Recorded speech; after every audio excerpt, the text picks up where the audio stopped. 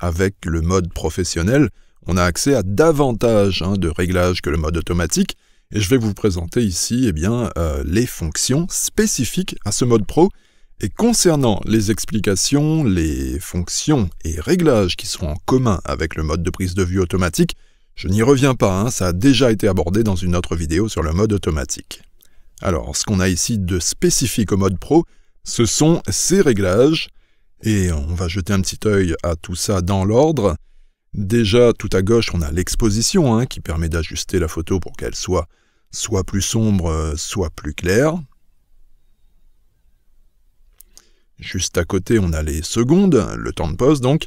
Par défaut, c'est calé sur automatique, mais on peut bien sûr ajuster les valeurs pour avoir un temps de pause très rapide ou au contraire, plus lent. Ensuite, on a les ISO, où là encore, c'est par défaut calé sur automatique, mais vous avez la main, bien sûr, vous pouvez changer les ISO avec à gauche les ISO les plus bas et à droite des ISO plus élevés. La balance des blancs maintenant, pour ajuster la colorimétrie globale de sa photo.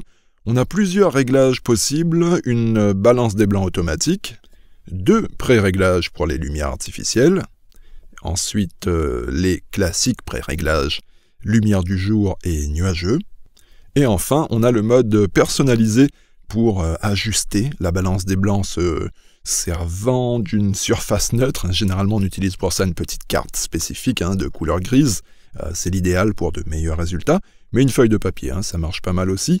Donc on passe la feuille de papier devant l'objet, on fait en sorte que ça remplit tout le cadre, on déclenche, et là, la balance des blancs est ajustée.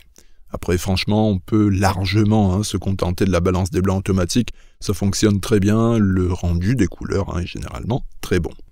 On continue avec maintenant ce réglage qui permet d'ajuster la mise au point, soit en automatique par défaut, et là on a juste à appuyer à l'endroit où on veut que ça soit net, soit manuellement, avec une indication de la netteté, vous le voyez là, en vert. Plus il y a de petits détails fins qui apparaissent en vert, plus la photo est nette.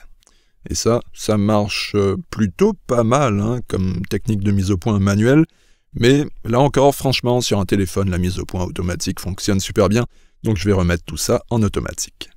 Et enfin, le dernier réglage sert tout simplement à réinitialiser tous les réglages.